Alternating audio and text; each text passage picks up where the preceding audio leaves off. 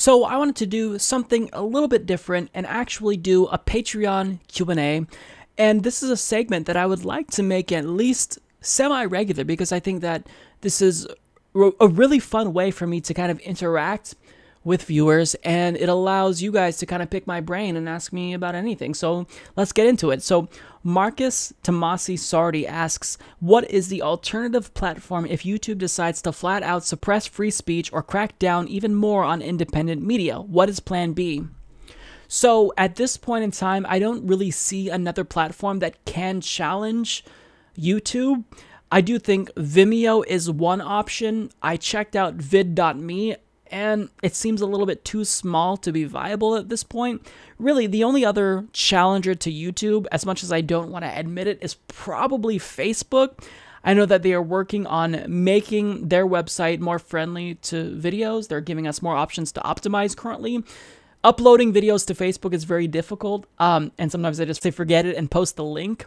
But, you know, I think Facebook is probably the alternative, but hopefully Patreon can one day be the alternative to where they allow us to just upload videos to Patreon, which would be a really nice way to interact with viewers. Because even if someone isn't a Patreon, you can still make posts to Patreon public. So if they allowed us to upload videos to Patreon, that would be a game changer. And they're already experimenting with live streams on Patreon. So that's another alternative. So, you know, I'm definitely thinking about plan B because it's smart. But if you have any recommendations, feel free to let me know. Alex Bills asks, Mike, I have worked several campaigns since getting involved with the Sanders campaign. We are now about 14 months since the 2016 presidential Democratic nomination cycle, and still, in my opinion, there is no organized system to bind together all the disparate progressive groups in the country. We need congressional district-sized directors, assistant directors, canvassers, fund bankers, fundraisers, etc., where everyone is tied into a structure with contact information, all with one goal, to get progressives elected to state and federal posts. Yeah, you know, this is something that isn't necessarily my area of expertise, but I think that organizations like Justice Democrats and Brand New Congress certainly are helping with that effort. When I spoke with Sam Ronan, he was designing an app that kind of allowed you to, or gave you information about how you can run for Congress in your area. I think maybe that's one way, but I do see what you're saying about the need for some type of national database that will help progressives get elected. And that is something that would be great with the specific goal in mind. And, you know, the fact that you're telling me this as someone who is a grassroots campaign coordinator to, you know, various degrees, I think that's important. So, you know, I think that we do need something like that. Hopefully, you know, someone will step up and really fill the void. Brian Gonzalez asks, Mike, what's your favorite genre of music? I know it's not related at all to politics or policy, but I'm a big music junkie, and I was curious about your music taste. So, I would say that my favorite genre of music is probably going to be, it's a tie. So it's between R&B and hip-hop and EDM, specifically house and, you know, to a lesser extent, dubstep. And I've talked about this before on a different Q&A, and a lot of people didn't like my taste in music, but, you know, you can't really choose what type of music you like. It just chooses you. And I really grew up listening to R&B and hip-hop, you know, and rap, and I really like it. But, you know, over the course of the last couple of years, I've grown to appreciate house and EDM and some dubstep artists. So, you know, I try to have a more varied approach to music and listen to other things, but I always end up going back to, you know, R&B and EDM. Those are kind of my two go-to genres. Abdulatef Al-Zamel asks, Mike, can you show us your tattoo? Me and my friend are fighting what kind of tattoo you have. I said it looks like a boat. My friend said it looks like a woman. So which one is it? We want to know. Well, you guys are both wrong, although your friend may be right because it's actually an astronaut. It could be a female astronaut, so I guess that your friend would be the closest. But yeah, it's an astronaut with a galaxy, and, you know, it may seem weird to some people, but this is a tattoo that does have a lot of meaning to me, and I really personally like it. And, you know, tattoos are something that are so subjective, so yeah, you know, thanks for asking. I'm excited to show it. Christian Veneman asks, what's your favorite episode of Rick and Morty so far? My favorites are Pickle Rick because it was such an awesome action-packed episode, and Rest and Relaxation. I thought the whole Toxic Rick / Toxic Morty concept was great, and I think it's safe to say that Morty finally lost his virginity in this episode. That is tough. I definitely say that Pickle Rick is up there as probably one of my top 3, if not my favorite, because it was action-packed. It was awesome. But another episode that I really liked was the Defend Summer episode. I don't know the title off the top of my head, but when Rick and Morty left Summer in the spaceship and told the spaceship to defend Summer, I think that, nothing but hilarity ensued after that. But there's so many episodes. I don't think I've watched a Rick and Morty episode that I didn't like or laugh at. So the series is phenomenal. It's definitely my favorite cartoon. I think it probably overtook South Park. The show is just great. If you haven't watched Rick and Morty, I highly recommend that you check it out.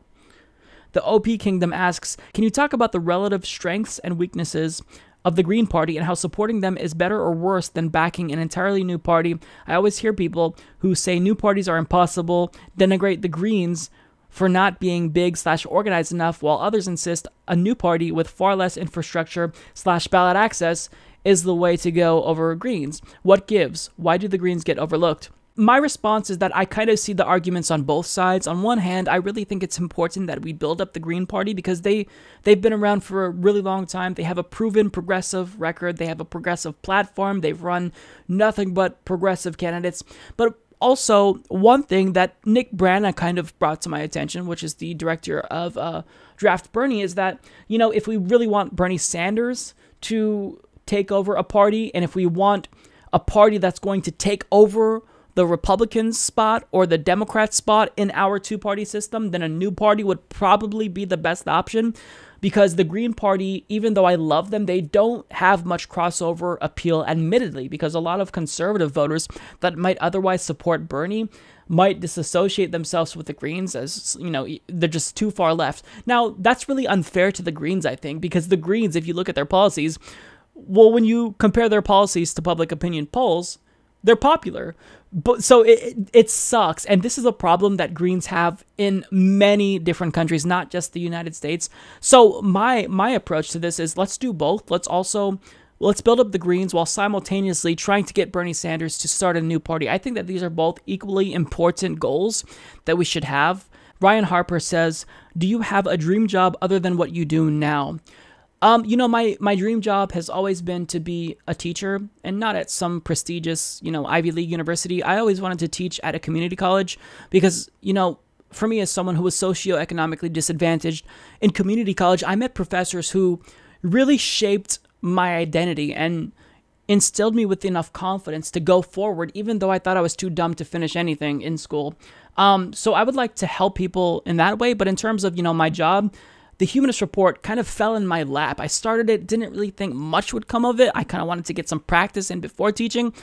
And now I couldn't ever imagine not doing this. I just love it so much. So I guess you could say that this is my dream job, but it wasn't something that I anticipated me having, because who would ever expect that, they're going to grow up and host a podcast? Not very many people. Louis Ventura states, hey Mike, love your well thought out commentary and your example calls to representatives and senators. Will you be going full-time with the Humanist Report anytime soon? Yes. So at this point, I have basically I've officially gone full-time. I kind of worked my way into going full-time over the course of the last year. I was in a PhD program working for one of my professors, working for, the college. And then I decided to not take classes, in fall of 2016, take that year off, take a sabbatical and just work on my dissertation. And from there, I kind of just stopped working on my dissertation. And I can still go back. I can still do that if I wanted to. But basically, at this point, I guess you could say I'm on a permanent sabbatical. I don't want to say I dropped out because that just sounds weird. But I'm doing the Humanist Report full time now. And really, when I made that official, cutting of the cord and started to really go, all in on Humanist Report and do it full time. A couple months later, the YouTube adpocalypse happened, and I thought, holy crap, what did I do? But, with Patreon, it's possible. Yeah, I can pay the bills. That's all I care about. I don't care about making, a ton of money. I just want to pay my bills. And at this point, I can do that doing the Humanist Report full time. So, yeah, I'm full time now. Sherry asks, TYT has not done much coverage of Draft Bernie. Aggressive Progressives is an exception. I've also seen a TYT Politics interview with Nick Branagh by Jordan Sheridan, and I've heard Cenk disagree with the movement indirectly. with comments like, "Don't tell them to run you out of the party." I understand Zheng's issues with Draft Bernie or any third party, although I completely disagree. However, TYT is the biggest progressive online media source. I feel there is a duty to cover Draft Bernie the same way I felt that there was a duty for MSNBC to cover Bernie Sanders. I want to know your thoughts on this without getting you in any trouble. Well, I can't get in trouble for TYT. If anyone would get in trouble by TYT, it would definitely be Kyle, because he's had some pretty vocal disagreements with them in the past.